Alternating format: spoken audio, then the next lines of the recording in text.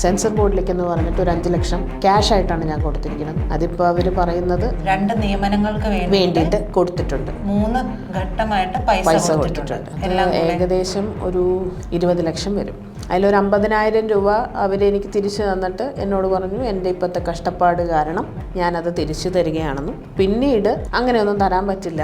പക്ഷെ ഞാനിപ്പോൾ കൊടുത്തിരിക്കുന്ന കേസിനെ പോലും മറികടന്ന് എൻ്റെ പേരിൽ കേസ് ഉണ്ടാക്കാനാണ് അവർ ശ്രമിക്കുന്നത്. ബിക്കോസ് ഞാൻ അവർക്കെതിരെ നീങ്ങിയതിൻ്റെ പേരിൽ അവർക്ക് പിൻബലമുണ്ട്. പല BJP നേതാക്കളും അവരുടെയുമായി ബന്ധപ്പെട്ട കുറേ ആൾക്കാരും എല്ലാം ഇവർക്ക് പിൻബലമായിട്ടുണ്ട്. എല്ലാവരെയും ഭീഷണിപ്പെടുത്തുകയാണ്. ഇപ്പോൾ എനിക്ക് തന്നെ ഭീഷണിയുണ്ട്. ഞാനിത് കോംപ്രമൈസ് ചെയ്യാത്ത പക്ഷം എന്നെ കേസിൽ കൊടുക്കും എന്നുള്ളതാണത്. കഴിഞ്ഞ ദിവസം എനിക്കൊരു മെസ്സേജ് വന്നു. ആളിവിടെ തന്നെ ഒരു കോളേജ് നടത്തുന്ന വ്യക്തിയാണ്. നമുക്ക് രമാജിയുമായിട്ട് സെറ്റിൽമെൻറ്റ് നടത്തണം, എന്നെക്കൊണ്ട് സാധിക്കും. അവർ ഭയങ്കര ഹോൾഡാണ്. നിങ്ങൾ സൂക്ഷിക്കണം. ഒരു പോലീസ് സ്റ്റേഷനിൽ നിന്ന് ഇങ്ങനെ കേട്ടാൽ നമ്മൾ മൊഴി കൊടുക്കാൻ പോകുന്ന ആൾക്കാരെന്തായിരിക്കും ചിന്തിക്കുക. നമസ്കാരം. പല രാഷ്ട്രീയ പാർട്ടികളുടെ പേരുകൾ വെച്ചിട്ട് പല തട്ടിപ്പുകൾ നമ്മുടെ സംസ്ഥാനത്തും രാജ്യത്തിനകത്തുമൊക്കെ നടക്കുന്നുണ്ട്. അത്തരത്തിൽ ഒരു തട്ടിപ്പിന്റെ കഥയാണ് ഇപ്പോൾ പറയാനുള്ളത്.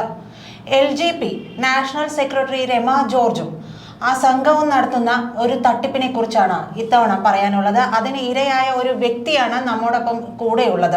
നമുക്ക് അവരെ പരിചയപ്പെടാം. കാര്യങ്ങൾ കൂടുതലായി അവരിൽ നിന്ന് തന്നെ ചോദിച്ചറിയാം. നമസ്കാരം. നമസ്കാരം. എന്താണ് താങ്കളുടെ പേര്? മഞ്ജുള. എന്താണ് ഇപ്പോൾ ഇതിനെപ്പറ്റി പറയാൻ? എന്താണ് താങ്കൾ ഉന്നയിക്കുന്ന ആരോപണം? ഈ രമ ജോർജ് എന്ന വ്യക്തിയെ പറ്റി താങ്കൾ ഉന്നയിക്കുന്ന ആരോപണം എന്താണ്? ആളുടെ പേരിൽ ഓൾറെഡി ഞാനിപ്പം കേസ് ഫയൽ ചെയ്തിട്ടുണ്ട്. ഒരുപാട് എനിക്ക് ഇത് ചെയ്യാൻ പറ്റില്ല, ബിക്കോസ് റെസ്ട്രിക്ഷൻസ് ഉണ്ട്. ഞാൻ ഓൾറെഡി ആളുടെ കേസ് ജുഡീഷ്യറിക്ക് ഏൽപ്പിച്ചിരിക്കുകയാണ്. ബട്ട് ഇതിൻ്റെ ഇടയിൽ എനിക്ക് വരുന്ന കുറേ പ്രശ്നങ്ങളുണ്ട്.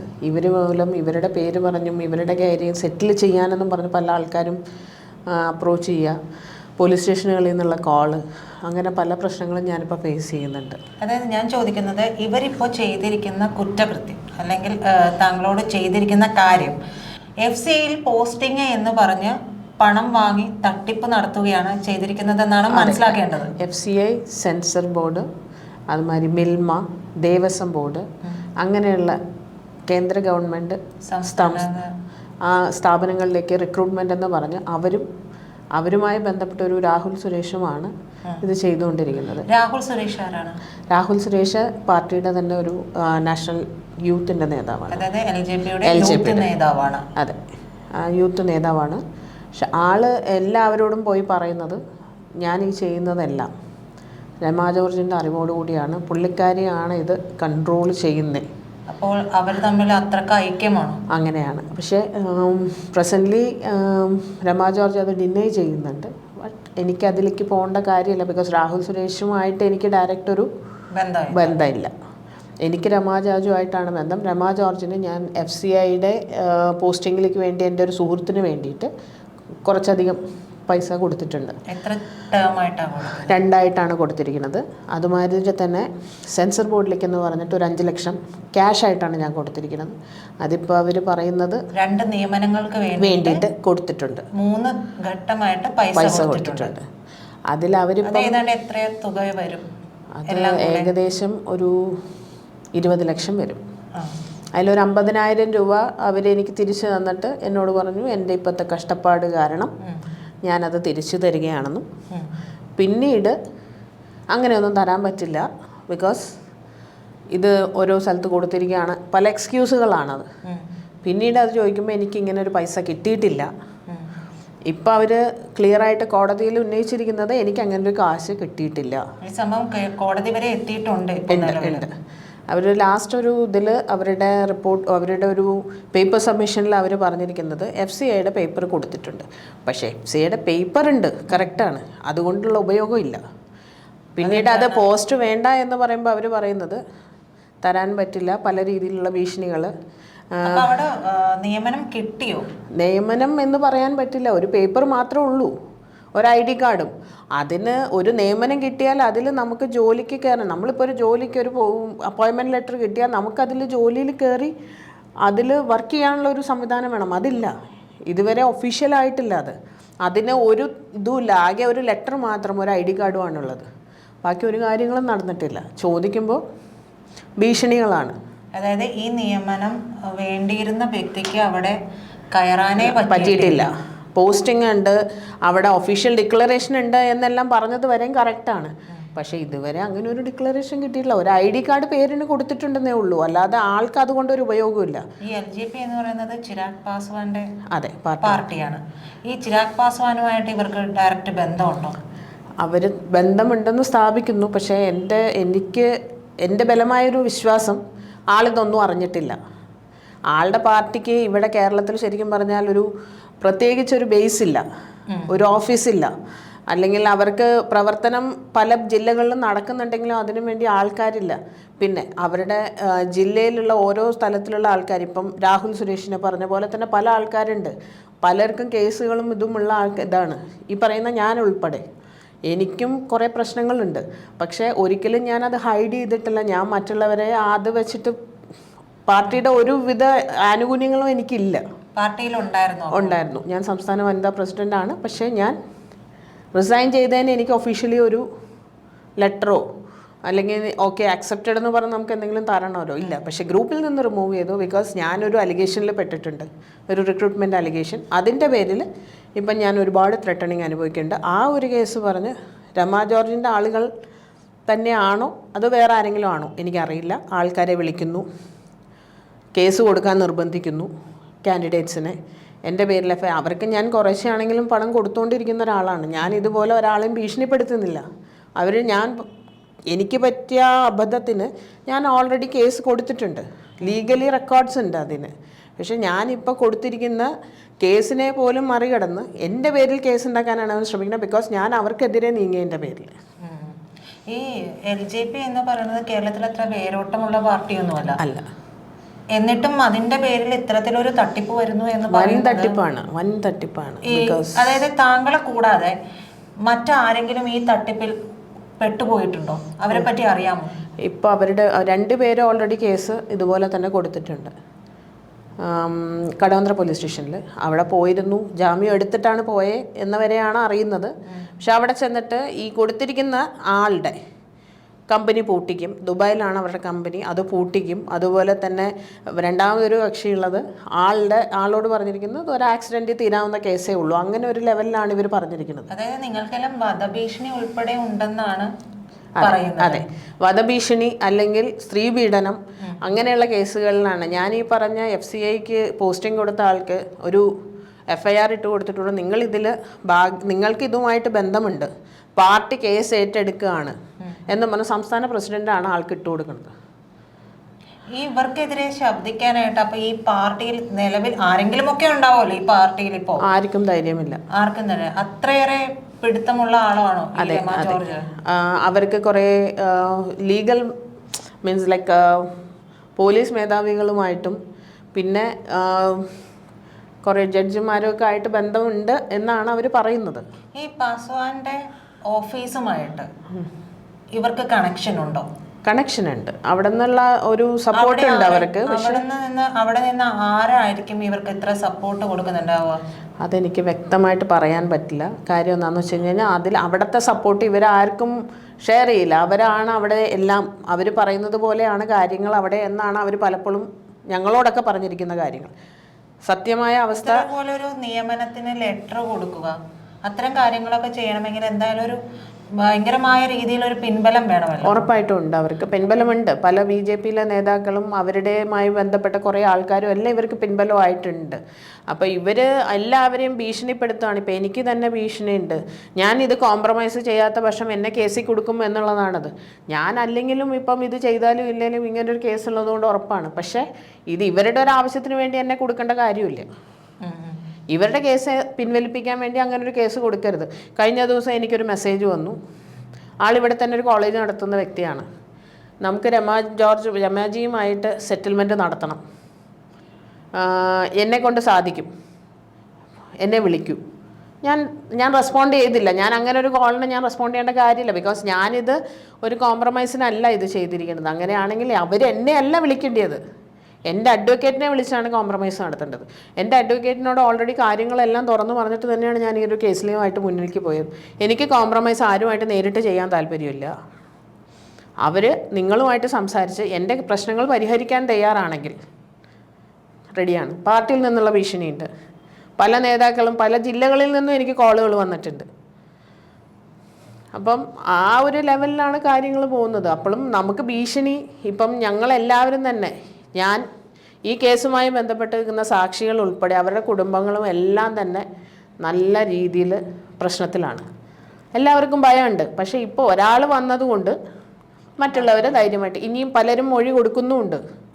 ഇത്ര ആൾക്കാർ മേടിച്ചു എന്ന് ഈ പറയുന്ന ഇവരുമായി ബന്ധപ്പെട്ട് നിൽക്കുന്ന ഈ രാഹുൽ സുരേഷ് ആൾക്കാരെ വിളിച്ചിട്ട് പലരോടും പറഞ്ഞതായിട്ട് ഞാൻ അറിഞ്ഞു. ഈ രമാ ജോർജ് തന്നെ നേരിട്ട് വിളിച്ചതായിട്ട് അറിഞ്ഞു. ഈ രാഹുൽ സുരേഷിന് വേറെ എന്തെങ്കിലും പദവി ഉണ്ടോ ഇപ്പോൾ? റെയിൽവേയുടെ സോൺ മെമ്പറോ എന്തോ ആണ്. പക്ഷെ എങ്ങനെ അത് കിട്ടി എന്നെനിക്കറിയില്ല. ആ ബോർഡ് വെച്ച കാറിൽ പോയിട്ടാണ് ഈ ആൾ ഈ പരിപാടികളെല്ലാം കാണിക്കുന്നത്. ഇവിടെ കോടതിയുണ്ട്, നിയമമുണ്ട്. ഈ കേസ് വെച്ചിട്ടും ഇതുവരെ അതിനെതിരെ ഒരു ആക്ഷനും എടുത്തിട്ടില്ല. അപ്പം ഇവരുടെ അപ്പോഴും നമ്മളൊരു ക്രിമിനൽ ബാക്ക്ഗ്രൗണ്ട് വെച്ചിട്ടും കൂടെ അതിലുള്ള ശക്തിയാണ് നമുക്കിവിടെ തെളിയുന്നത്. ജുഡീഷ്യറിനെ ഞാനിപ്പോൾ ആശ്രയിക്കാൻ കാരണം തന്നെ എനിക്കിങ്ങനെ ഒന്നും ചെയ്യാൻ താല്പര്യമില്ല. എനിക്ക് വേണ്ട ആ ഒരു ജസ്റ്റിസ് കിട്ടണമെങ്കിൽ കോടതി വഴിയേ മൂവ് ചെയ്യാൻ പറ്റില്ല. എനിക്ക് പോലീസ് സ്റ്റേഷനിൽ പോകാൻ പറ്റില്ല.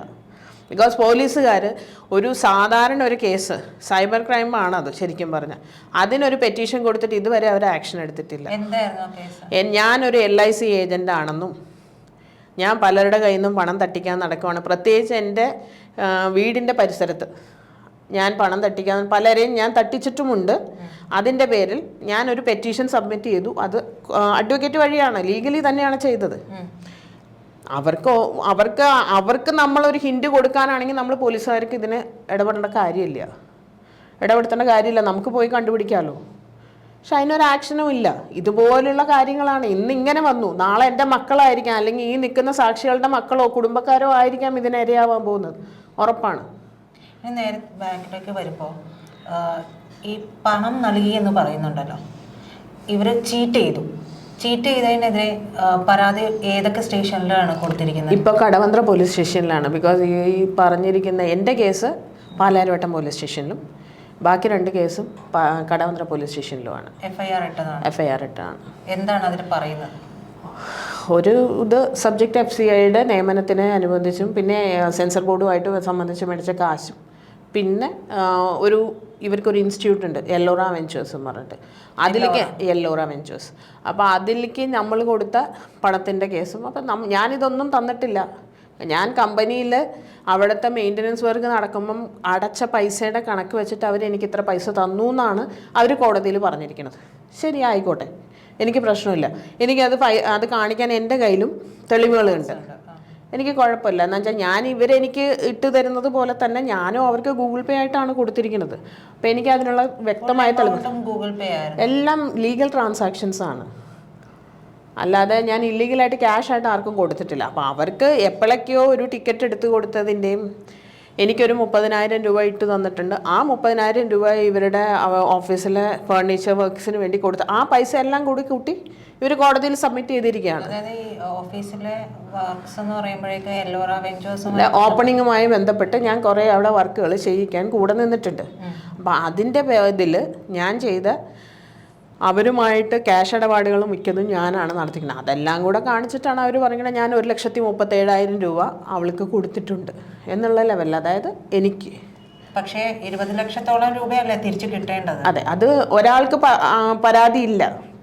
ആർക്കാണ് പരാതിയില്ല? ഈ FCI ബോർഡ് മെമ്പർ സ്ഥാനം മേടിച്ചു കൊടുക്കാൻ നിൽക്കുന്ന ആൾക്ക് പരാതിയില്ല എന്നാണ് അവർ പറയുന്നത്. യഥാർത്ഥത്തിൽ അയാൾക്ക് പരാതിയില്ലാതെ എനിക്ക് ഇങ്ങനെ ഒരു കേസ് മുന്നോട്ട് കൊണ്ടുപോകാൻ പറ്റില്ലല്ലോ. അയാൾ ഓൾറെഡി അവിടെ കോടതിയിൽ അവർ പോലീസ് സ്റ്റേഷനിൽ സ്റ്റേറ്റ്മെന്റ് കൊടുത്തിട്ടുണ്ട്. പിന്നെ എന്തുകൊണ്ട് അവർ ഇത്ര ഉറപ്പില്ല അയാൾക്ക് പരാതി? അത് ആളുടെ അല്ലല്ലോ ഡയറക്റ്റ് പരാതി. പക്ഷെ എൻ്റെ അല്ലേ പൈസ അവിടെ പോയിരിക്കുന്നത്. അപ്പം ഞാനല്ലേ പരാതി കൊടുക്കേണ്ടത്. അതിൽ നിന്നാണ് ഈ കേസ് വരുന്നത്. ഇവരിലേക്ക് എങ്ങനെയാണ് എത്തിപ്പെടുന്നത്? ഞാൻ എൻ്റെ ഈ ഫ്രണ്ട് വഴിയാണ് ഞാൻ അവരിലേക്ക് എത്തിപ്പെടുന്നത്. എങ്ങനെയാണ്?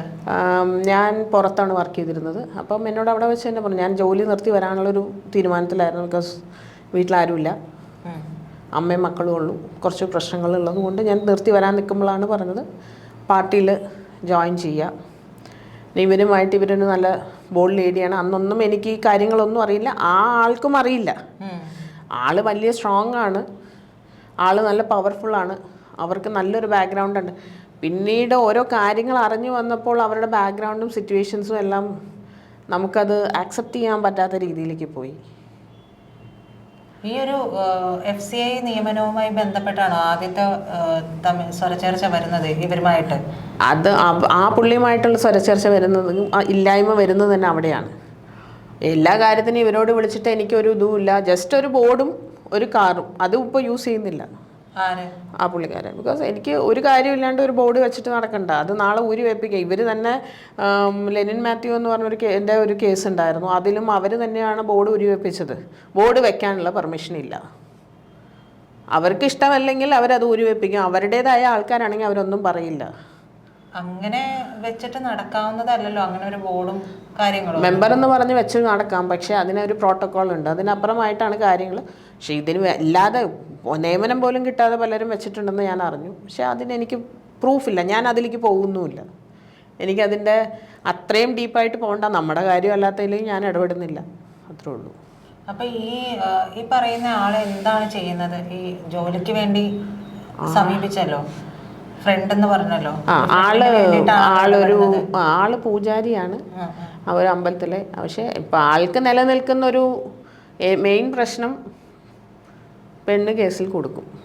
അതുകൊണ്ട് ആൾക്കും മിണ്ടാൻ പറ്റില്ലാത്തൊരവസ്ഥ. ഇപ്പം ഞങ്ങളുടെ ലീഗലി അല്ലാതെ ഞങ്ങൾക്ക് ഇല്ലീഗലായിട്ട് ഇവരെ പോലുള്ള ഒരു പവറും ഇല്ല, ഞങ്ങൾക്ക് അത്രയും ഒരു പവർഫുൾ കോണ്ടാക്ട്സും അല്ല. അതുകൊണ്ടാണ്. ഈ രമ ജോർജുമായിട്ട് പിന്നീട് സംസാരിച്ചിരുന്നില്ലേ? ഇല്ല, അവർ ഈ ഒരു പ്രശ്നം വന്ന ഞാൻ ജോലി അവരുടെ അവിടെ ഓഫീസിൽ അസോസിയേറ്റ് ആയിട്ടാണ് വർക്ക് ചെയ്തിരുന്നു കുറച്ചാൾ. അപ്പം എനിക്ക് ഈ റിക്രൂട്ട്മെൻറ്റ് കേസുകൾ ഉള്ളത് കൊണ്ടും ഇവരുടെ ഒരു ഡൽഹി യാത്രയോടുകൂടി ഇവരുടെ കുറച്ച് ഇൻറ്റൻഷൻസ് എനിക്ക് മനസ്സിലായതുകൊണ്ടും ഞാൻ പിൻവാങ്ങുകയാണ് ചെയ്തത് അതിൽ നിന്ന്. എന്താണ് അത് ഞാനൊരു സ്ഥലത്ത് താമസിച്ചിരുന്നു. അതൊരു ശരിക്കും ഒരു പ്രോഗ്രാമിനാണ് ഞങ്ങൾ പോയത്.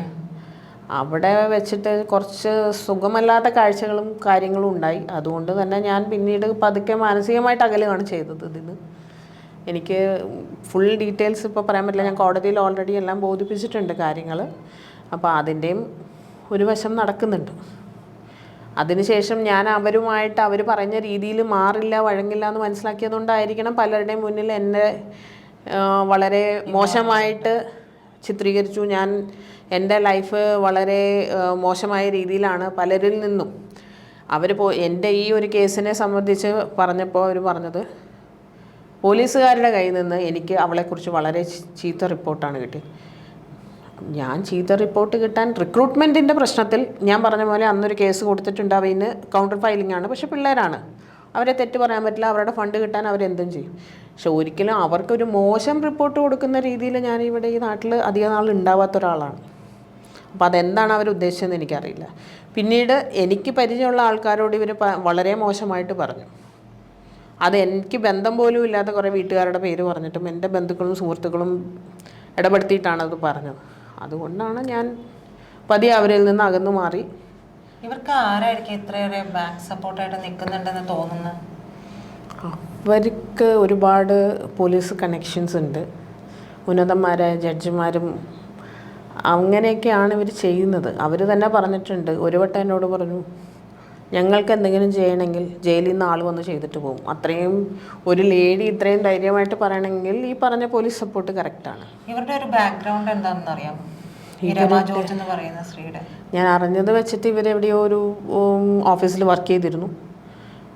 പിന്നീട് അവിടെ നിന്നാണ് പാർട്ടിയിലേക്ക് ഇവർ കയറുന്നതും.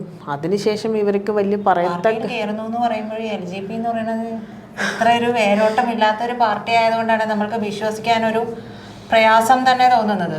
അവരുടെ ഫാമിലി എന്ന് പറയുന്നത് വലിയൊരു തട്ടിപ്പ് കേരളത്തിലെ അവരുടെ ബാക്ക്ഗ്രൗണ്ട് അതാണ്. അവരെ തട്ടിപ്പ് നടത്തിയത് കൊണ്ടായിരിക്കാം. അല്ലെങ്കിൽ ഞാൻ അങ്ങനെ ഒരു അലിഗേഷൻ പറയാൻ പാടില്ല, തെറ്റാണത്. ബിക്കോസ് നമുക്ക് ഇപ്പോഴും പ്രൂവൺ അല്ല, കോടതിയിൽ കിടക്കുന്ന ഒരു കേസാണ്, ഞാനത് പറയുന്നത് ശരിയല്ല. പക്ഷേ ഇവർക്ക് എന്തെങ്കിലും ഇല്ലീഗൽ ആക്ടിവിറ്റീസ് ഉണ്ട് എന്ന് തെളിയിക്കുന്ന കാര്യങ്ങൾ മാത്രമാണ് നമ്മുടെ കയ്യിൽ ഇപ്പോൾ ഉള്ളത്. മനസ്സിലായില്ലേ? അതിന് ശരിക്കും പറഞ്ഞാൽ കേരള ഘടകം LJP പാർട്ടിയിലുള്ള എല്ലാ ആൾക്കാരും സപ്പോർട്ടാണ്. വിരുദ്ധരുണ്ട്, ഇഷ്ടമല്ലാത്ത ആൾക്കാരുണ്ട്, പക്ഷെ അവർ ശബ്ദിക്കാറുമില്ല. അവരത്രയ്ക്കും ഭയമാണ്. അതെ, എന്താന്ന് വെച്ചാൽ അല്ല, അവർക്ക് അത്രയും പവർ ഉണ്ട് എല്ലാ സ്ഥലങ്ങളിലും. അവർക്ക് അത്രയും അവരുടെ ഒരു ഗുഡ് വില്ലാണോ ബാഡ് വില്ലാണോ അത് എന്നുള്ളത് നമുക്കിപ്പോഴും കൺഫേം പറയാൻ പറ്റില്ല. ബിക്കോസ് പല സ്റ്റോറീസും കേൾക്കുന്നു, പലതും അതൊന്നും ഇതൊക്കെ സ്റ്റോറീസാണ്. നമുക്കൊരാളുടെ ക്യാരക്ടറിനെ അതിൻ്റെ ബേസിൽ പറയാൻ പറ്റില്ല. അത് തെറ്റാണ്. അത് ഞാൻ അങ്ങനെ വിശ്വസിക്കുന്ന ഒരാളാണ്. ഒരാൾ പറഞ്ഞതിൻ്റെ പേരിലല്ല, ഞാൻ എൻ്റെ കണ്ണുകൊണ്ടല്ലേ ഞാനായിട്ട് ഫേസ് ചെയ്തിട്ടുണ്ടെങ്കിൽ ഞാൻ ആ ഒരൊറ്റ കാരണം കൊണ്ടാണ് അവരിൽ നിന്ന് അകന്നതും. എനിക്ക് അനുഭവം ഉണ്ടായപ്പോൾ ഞാൻ പതുക്കെ മാറി. പക്ഷെ ബാക്കി കഥകളിലൊന്നും എനിക്കറിയില്ല. പല രീതി ഈ കേസിന്റെ നിലവിലെ അവസ്ഥ എന്താ? കോടതിയിലാണ്, മൊഴി കൊടുത്തിട്ടുണ്ട്. എൻ്റെ കേസിൽ ഇപ്പം ഓൾറെഡി ഹിയറിംഗ് വെച്ചിട്ടുണ്ട്. മറ്റേ ഡിഫമേഷൻ കേസിൽ. ഡിഫമേഷൻ എന്തിനായിരുന്നു? അത് ഞാൻ പറഞ്ഞ മാതിരി എന്നെ പറഞ്ഞ കാര്യങ്ങളും വേറെ കുറച്ച് ഇഷ്യൂസും ഉണ്ടായിരുന്നു. അതിൽ പല ഉന്നതന്മാരും ഉണ്ട്. അതെനിക്കിപ്പം പറയാൻ പറ്റില്ല. അതിൻ്റെ പേരിൽ ഞാൻ പതുക്കെ ആ ഒരു പരിപാടി ഞാൻ പറഞ്ഞല്ലോ, ആ ഒരു ഡൽഹി യാത്രയാണ് പല കാര്യങ്ങളും മാറ്റിമറിച്ചത്. അതിനുശേഷം ഞാൻ അവരിൽ നിന്ന് അകന്നു എന്ന് തന്നെ പറയുന്നതാണ് ശരി. ഈ കടവന്ത്ര സ്റ്റേഷനിലും പാലാരിട്ട സ്റ്റേഷനിലും അവരുടെ ഒരു അന്വേഷണത്തിൽ ഇവരെ പറ്റി എന്തെങ്കിലും അവർ കടവന്ത്ര സ്റ്റേഷനിൽ നിന്ന് മൊഴി കൊടുക്കാൻ വാദികളാണ് പോകുന്നത്. പക്ഷെ അവരെ വിളിച്ച ഉടനെ പറയുന്നതാണ് അവർക്ക് ഭയങ്കര ഹോൾഡാണ്, നിങ്ങൾ സൂക്ഷിക്കണം. ഒരു പോലീസ് സ്റ്റേഷനിൽ നിന്ന് ഇങ്ങനെ കേട്ടാൽ നമ്മൾ മൊഴി കൊടുക്കാൻ പോകുന്ന ആൾക്കാരെന്തായിരിക്കും ചിന്തിക്കുക? അവർ വന്നിരുന്നു, അവർ ജാമ്യം എടുത്തു, പോയി, നിങ്ങളെ നശിപ്പിക്കും, നിങ്ങളുടെ കമ്പനി പൂട്ടിക്കും, ഇതൊക്കെയാണ് അവിടെ നിന്ന് പറഞ്ഞതെന്നാണ് ആ കുട്ടികൾ എന്നോട് പറഞ്ഞത്. ഞാൻ അന്ന് അവിടെ ഇവർ ഇവിടെ എറണാകുളത്ത് വന്നതുകൊണ്ട് ഞാൻ അവിടെ ഉണ്ടായിരുന്നു, എന്നെയാണ് അവർക്ക് അറിയണം, അതുകൊണ്ട് ഞാൻ ഉണ്ടായിരുന്നു. എന്നോട് വന്ന് ഇങ്ങനെയൊക്കെ പറഞ്ഞു. ഞാൻ പറഞ്ഞു പോലീസുകാരല്ലേ, അവരവിടെ വന്ന് നടന്ന കാര്യങ്ങളാണ് പറഞ്ഞത്, എല്ലാം റെക്കോർഡഡ് ആയിരിക്കും, നിങ്ങൾ പേടിക്കണ്ട എന്ന് പറഞ്ഞു. ഇവർക്ക് വേറെ എന്തെങ്കിലും ബിസിനസ് എല്ലോറോ വെഞ്ചേഴ്സ് അല്ലാതെ എനിക്കറിയില്ല. ഇവർ ഈ ഇടയ്ക്കൊരു സിനിമയിൽ പ്രൊഡ്യൂസറായിരുന്നു. പിന്നെ എനിക്കറിയില്ല എന്തൊക്കെയാണ് ഇവരുടെ. ഇപ്പം എത്ര നാളായി ഇത്? എന്നാണ് നടക്കുന്നത് ഈ പരാതി? FCIയുടെ പ്രശ്നം ഉണ്ടാകുന്നത് ഏത് വർഷം? 2023 അപ്രോക്സിമേറ്റ്ലി ഇവരുടെ പോസ്റ്റിങ്ങും പൈസ കൊടുക്കലും എല്ലാം നടക്കുന്നത് ഒരു ഏപ്രിൽ മെയ് ആയിട്ടാണിത്. അപ്പോൾ അത് കഴിഞ്ഞ് അതിനുശേഷം ഞാൻ അവിടെ നിന്ന് നാട്ടിലേക്ക് പോന്നു. ഇവിടെ തന്നെ നിന്നു, പാർട്ടിയിൽ ജോയിനായി. അതും പക്ഷെ അധികം നാൾ നിന്നില്ല. പാർട്ടിയിൽ നിന്ന് ഒരാൾ പോലും സപ്പോർട്ട് ചെയ്യാനില്ല. ഇല്ല, എല്ലാവരിൽ നിന്നും ഭീഷണി മാത്രമാണ്. നിങ്ങൾക്ക് പറ്റില്ലെങ്കിൽ നിങ്ങൾ എന്തിനാണ് ഇങ്ങനെ ഒരു കാര്യം ചെയ്തത്? ഈ ഒരു ചതി എന്ന് പറയുന്നത് നമ്മൾ അറിഞ്ഞുകൊണ്ട് പോയി പെടുന്നതല്ല, പെട്ടുപോകുന്നതാണ്. അവരിപ്പം ഞാനീ പറയുന്ന പോലെ ചതിക്കാൻ വരുന്നവർ പറഞ്ഞിട്ടല്ല വരുന്നത്, ഞാൻ ചതിക്കാൻ പോവുകയാണ്, നിങ്ങൾ കോഷ്യസ് ആയിട്ടിരിക്കണം എന്ന് പറഞ്ഞു. എനിക്ക് ഈ പലയിടത്തുനിന്നും കോളുകൾ വന്നിട്ടുണ്ടായിരുന്നു. തിരുവനന്തപുരം ജില്ലയുടെ ഒരാൾ എന്നെ വിളിച്ചിട്ട് പറഞ്ഞു, നിങ്ങൾ ആ പൈസ കൊടുത്തില്ലെങ്കിൽ ഇത് വേറെ രീതിയിൽ പോകും. ഇനി അവർക്ക് പൈസ കൊടുക്കണം? അല്ല, അവർ കാൻഡിഡേറ്റ്സിൻ്റെ വഴിയിൽ നിന്ന് മേടിച്ച പൈസ. ഞാൻ പറഞ്ഞു അത് കൊടുത്തോണ്ടിരിക്കുകയല്ലേ, എനിക്ക് ടൈം വേണം. റിക്രൂട്ട്മെന്റ് കേസ് ഇവരുമായി ബന്ധപ്പെട്ടിട്ട് എന്താണ് ഇപ്പോഴും ത്രെറ്റനിങ് വന്നുകൊണ്ടിരിക്കുന്നത്? സെറ്റിൽമെൻറ്റ് ഇല്ലാത്ത പക്ഷം ഞാൻ ഏതെങ്കിലും ഒരു കേസിൽ, ഞാനും ഈ കേസുമായി ബന്ധപ്പെട്ട് നിൽക്കുന്ന എല്ലാ ആളുകളും ഏതെങ്കിലുമൊക്കെ ഒരു കേസിലോ അല്ലെങ്കിൽ ജീവൻ അപായപ്പെടുന്ന രീതിയിലോ ഒരു ആക്സിഡൻറ്റിലോ എങ്ങനെ വേണമെങ്കിലും ഞങ്ങളും ഞങ്ങളുടെ കുടുംബക്കാരും എന്ന് തന്നെ എടുത്ത് പറയണം പെടാൻ സാധ്യതയുണ്ട്. അത് ഞങ്ങൾക്ക് എല്ലാവരും ബോധ്യത്തോടു കൂടി തന്നെയാണ് ഞങ്ങളിതിൽ ഇറങ്ങി പുറപ്പെട്ടിരിക്കുന്നത്. അത്രയും വലിയ ഭീഷണി തന്നെയാണ് നിലനിൽക്കുന്നത്. ബിക്കോസ് ഓരോ ദിവസവും എൻ്റെ ഫോണിൽ മെസ്സേജുകൾ വരുന്നുണ്ട്. ഞാൻ വർക്ക് ചെയ്തിരുന്ന ഇവർ പറഞ്ഞിട്ട് കയറിയിരുന്നൊരു സ്ഥാപനത്തിൻ്റെ അതിൻ്റെ ഓണറാണ് എനിക്ക് മെസ്സേജ് അയക്കുന്നത്, നിങ്ങൾ എംബാജിയായിട്ട് കോംപ്രമൈസ് ചെയ്യണം, ഞാൻ വിളിക്കാം. പിറ്റേ ദിവസം വിളിച്ചു പറഞ്ഞു അവർ പെടാൻ പോവുകയാണെന്ന് പറഞ്ഞു. എനിക്കറിയാവുന്ന ഒരാളോട് വിളിച്ചാണ് പറയുന്നത്, അവർ പെടാൻ പോവുകയാണ്, രമയുടെ ഹോൾഡ് നിങ്ങൾക്കറിയില്ല, അവൾ പെടും. ആയിക്കോട്ടെ, ഞാനല്ലേ വിടുന്നത്, എനിക്ക് എങ്ങനെ ഉരുണമെന്ന് എനിക്കറിയാം, എനിക്ക് പേടിയൊന്നുമില്ല, ഞാൻ നോക്കിക്കൊള്ളാം അത് എന്ന് പറഞ്ഞു. ഞാൻ വിട്ടു. ഞാൻ പറഞ്ഞല്ലോ, എനിക്ക് വിശ്വാസം നിയമത്തിലാണ്. ഞാൻ നിയമം വഴിയാണ് പോയിരിക്കുന്നത്. 2 സ്റ്റേഷനിൽ FIR ഇട്ടിരിക്കണം, കോർട്ട് വരെ എത്തിയിരിക്കണം. എന്താണ് ഇതിനൊരു പ്രതീക്ഷയുണ്ടോ? ഉറപ്പായിട്ടും ഞാൻ പറയുന്നത് കൊണ്ടാണ് പ്രതീക്ഷയുണ്ടോ എന്നുള്ള ചോദ്യം വരുന്നത്. പ്രതീക്ഷയുണ്ട്. കാര്യം എന്താണെന്ന് വെച്ചാൽ ഞാൻ ഇതുവരെ അതിനകത്ത് ഒരു അഡീഷൻസും ചെയ്തിട്ടില്ല. എന്താണോ നടന്നത് അത് മാത്രമാണ് ഞാൻ കോടതിയെ ബോധിപ്പിച്ചിരിക്കുന്നത്. തെറ്റായ ഒരു കാര്യം അതിലില്ല. ഇവർക്ക് തെറ്റാണെന്ന് പ്രൂവ് ചെയ്യാൻ ശ്രമിക്കാം. ഞാൻ പൈസ എന്നുള്ളതല്ല, എനിക്ക് വന്ന ഈ ഒരു ചതിവ്, എനിക്ക് പറ്റിയ പ്രശ്നങ്ങൾ ഒരിക്കലും മറ്റുള്ളവർക്ക് ഉണ്ടാവാതെ ഇരിക്കട്ടെ എന്ന് എനിക്ക് നല്ല നിർബന്ധമുണ്ട്. ഇതിന് പിന്നെ മറ്റ് ഇപ്പൊ LJP ഒരു ഘടകകക്ഷിയാണല്ലോ. അതെ. അപ്പോൾ അതുമായി ബന്ധപ്പെട്ട എന്തെങ്കിലും മറ്റ് അതിന്റെ പ്രധാനപ്പെട്ട പാർട്ടിയുമായി ചേർന്ന് നേതാക്കളുമായി ചേർന്നുള്ള എന്തെങ്കിലും സംഭവം ഉണ്ട്, അവരുടെയും സപ്പോർട്ടുണ്ട്. അതെങ്ങനെ മനസ്സിലാവും? അത് അവരുടെ കൂടെ നടക്കുന്ന പല നേതാക്കന്മാരും പല ആൾക്കാരും ഉണ്ട്. അതെനിക്ക് ഇതിൽ പറയാൻ, അത് ചിലപ്പോൾ അവരെ ചതിച്ചവരുടെ കൂടെ നിർത്തിയിരിക്കണമായിരിക്കാം.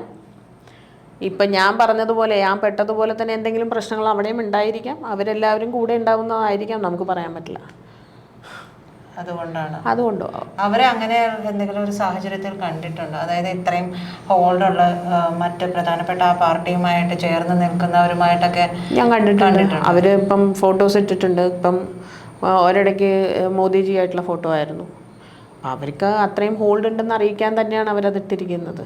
അപ്പോൾ NDA ഒരു ഘടകകക്ഷി എന്നുള്ള നിലയിൽ ഇവർ പാർട്ടിയിൽ നിന്ന് ഒരാളുടെ റെക്കമെൻഡേഷനോട് കൂടിയാണ് ഇവർ പോയിരിക്കുന്നത് മോദിജീനെ കാണാൻ, അല്ലേ? അപ്പോൾ അവർ അത്രയും ഹോൾഡ് ഉള്ളത് കൊണ്ടാണ് കിട്ടിയെന്നാണ് എല്ലാവരോടും പറഞ്ഞിരിക്കുന്നത്. പാർട്ടിയിൽ ഇതുവരെയും ചാൻസ് കിട്ടാത്ത ഒരുപാട് പേരുണ്ട്. NDAയും അതിലെ പ്രധാനപ്പെട്ട ഘടകകക്ഷിയിൽ ഒന്നായ LJPയുടെ നേതാവ് അറിയാതെ, പ്രധാനപ്പെട്ട നേതാക്കൾ അറിയാതെ ഇവര് 1-2 പേര് കേന്ദ്രീകരിച്ച് ഒരുമിച്ചിരുന്ന് നടത്തുന്ന ഒരു തട്ടിപ്പാണ് ഇതെന്നാണ് പറയുന്നത്. അതെ, അതായത് പലരും അറിഞ്ഞിട്ടില്ല. മുൻ നേതാക്കന്മാരാരും തന്നെ അറിഞ്ഞിട്ടുണ്ടാവാൻ സാധ്യതയില്ല. ബിക്കോസ് ഇങ്ങനെ ഒരു അലിഗേഷൻ വരുമ്പോൾ അവരുടെ ഭാവിയാണ് ഇവിടെ നശിക്കുന്നതല്ലേ. അപ്പോൾ അത് എനിക്ക് ഉറപ്പിച്ച് പറയാൻ പറ്റില്ല. എനിക്ക് അതിനൊരു തെളിവില്ല എൻ്റെ കയ്യിൽ. പക്ഷേ ഇവർ പറഞ്ഞ പല കാര്യങ്ങളുടെയും തെളിവുകൾ ഞാൻ കുറേ കാര്യങ്ങൾക്കൊക്കെ കൊടുത്തിട്ടുണ്ട് കോടതിയിൽ. പോലീസുകാർക്കും കൊടുത്തിട്ടുണ്ട്, ഞാൻ മൊഴി കൊടുത്തിട്ടുണ്ട്. പക്ഷെ സബ്മിറ്റ് ചെയ്തിരിക്കുന്നതെല്ലാം കോടതി. ഞാൻ ഈ കേസ് പോലും എടുത്തിരിക്കുന്നത് കോടതി വഴിയാണ്. പോലീസ് സ്റ്റേഷനിൽ പോയാൽ എൻ്റെ കേസ് എടുക്കില്ല. അവരിത് അപ്പോഴേ അത് ഇല്ലാതാക്കും. പല കേസുകളും അങ്ങനെ ചെയ്തിട്ടുണ്ടെന്ന് എനിക്ക് അറിയാവുന്നതുകൊണ്ടാണ് ഞാൻ കോടതി വഴി മുന്നോട്ട് പോയത്. ഇതിനു മുമ്പ് ഇതിനെ പറ്റിയിട്ട് മറ്റ് വാർത്തകൾ എപ്പോഴെങ്കിലും വന്നതായിട്ട് ശ്രദ്ധയിൽപ്പെട്ടിട്ടുണ്ട്? ഇതിൻ്റെ ഒരു ന്യൂസ് വന്നിട്ടുണ്ടായിരുന്നു. ഒരു പേപ്പർ കട്ടിങ് എനിക്ക് കിട്ടിയായിരുന്നു. ഒരു 16 ജൂണിനാണെന്ന് തോന്നുന്നു. ന്യൂ ഇന്ത്യ എക്സ്പ്രസ് ആണോ ഏതിലോ.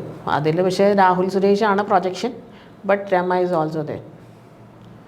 2 പേരുടെയും പേരുണ്ട്. FCI ഡ്യൂബ്ഡ് എന്ന് പറഞ്ഞാണ് അതിൻ്റെ ഹെഡിങ് തന്നെ എടുക്കുന്നത്. യാതൊരു നടപടികളും എടുക്കുന്നില്ല. ഇല്ല, പാർട്ടി എടുക്കുന്നില്ല. അല്ലെങ്കിൽ ജുഡീഷ്യറി ഇപ്പം അത് ഓൺ ഗോയിങ് ആണ്. എന്തായാലും ഇന്നല്ലെങ്കിൽ നാളെ ഉറപ്പായിട്ടും അതിനൊരു തീരുമാനം വരും. ഇവിടെ പണം എന്നുള്ളതിന് ഉപരി നമ്മൾ കൊടുത്തിരിക്കുന്ന കേസ് വെറുതെ ഒരു എന്താ പറയുക, ഒരാളെ ചീത്തയാക്കി കാണിക്കാനല്ല. സത്യസന്ധമായ കാര്യങ്ങളെ ഇവിടെ പറഞ്ഞിട്ടുള്ളൂ. ഞങ്ങൾ ആരും തന്നെ ഇതിൽ വേറെ ഇപ്പം അവർ ചോദിച്ചു നിങ്ങൾ എന്തിനാണ് പാലാരിവട്ടം സ്റ്റേഷനിൽ കൊടുത്തത്. എനിക്ക് വന്നൊരു കോളിൽ എന്നോട് നിങ്ങളുടെ പരിധി വരുന്നത് നോർത്തല്ലേ. അങ്ങനെ പറയാൻ പറ്റില്ല. ആസ് എ ലേഡി എനിക്ക് ഏത് പോലീസ് സ്റ്റേഷനിൽ എനിക്ക് കൊടുക്കാം. എൻ്റെ പരിധി വെച്ചിട്ടല്ല അത് വരുന്നത്. ശരിക്കും പറഞ്ഞാൽ ഞാനൊരു പെണ്ണാണ്. എനിക്ക് ന്യായം ജനമൈത്രി പോലീസ് സ്റ്റേഷനിൽ നിന്നാണെങ്കിൽ അവിടെ എനിക്ക് പോകാൻ പറ്റുള്ളൂ. മറ്റുള്ളവിടെ ചെന്നാൽ അവരെന്നെ വലിച്ച് വല്ലാത്തൊരു രീതിയിലാണ്. എനിക്ക് പല അനുഭവങ്ങളും പോലീസ് സ്റ്റേഷനുകളിൽ നിന്ന് കിട്ടിയിട്ടുണ്ട്. നിങ്ങൾക്ക് ആരും ഇതിന് പറഞ്ഞു, നമ്മൾ പറയുന്നത് വാദിയാവട്ടെ പ്രതിയാവട്ടെ, നമുക്ക് പറയാനുള്ള കേൾക്കാനുള്ള ഒരു മനസ്സ് ഇവർ കാണിക്കില്ല. നമ്മളെ നല്ല രീതി. പക്ഷെ അതേസമയം കുറേ ആൾക്കാരുണ്ട് സപ്പോർട്ട് ചെയ്ത് സംസാരിച്ച് എങ്ങനെയെങ്കിലും ഇത് തീർക്ക്, നിങ്ങളെയാണ് പ്രശ്നത്തിലാക്കുക, നിങ്ങൾ പറ്റിക്കപ്പെട്ടതാണെന്ന് അറിഞ്ഞിട്ടും നിങ്ങളെ സപ്പോർട്ട് ചെയ്യാനാണ് ശ്രമിക്കുന്നത്, നിങ്ങളിതെങ്ങനെയും തീർക്കുമെന്ന് പറയുന്ന ആൾക്കാരും ഉണ്ട് ഇതിൽ. അപ്പോൾ 2 പക്ഷവും പറയണം. ഫുൾ ചീത്ത എന്ന് പറയാൻ പറ്റില്ല. ഇവരുടെ ഇൻഫ്ലുവൻസിൽ കുറേ പേര് അല്ലാത്തവരും ഉണ്ട്. അപ്പം നമ്മൾ കംപ്ലീറ്റ്ലി പോലീസുകാർ ചീത്ത എന്നല്ല, പക്ഷേ ഇവരുടെ ഇൻഫ്ലുവൻസിൽ ചെയ്യുന്ന കുറേ പേരുണ്ട്. പേര് പറയാൻ പറ്റില്ല, അല്ലെങ്കിൽ ഇന്നടുത്തെന്ന് പറയാൻ പറ്റില്ല, ഉണ്ട്. എന്തായാലും ഇത്രയും വിവരങ്ങളെ പങ്കുവച്ചതിന് നന്ദി. നമസ്കാരം.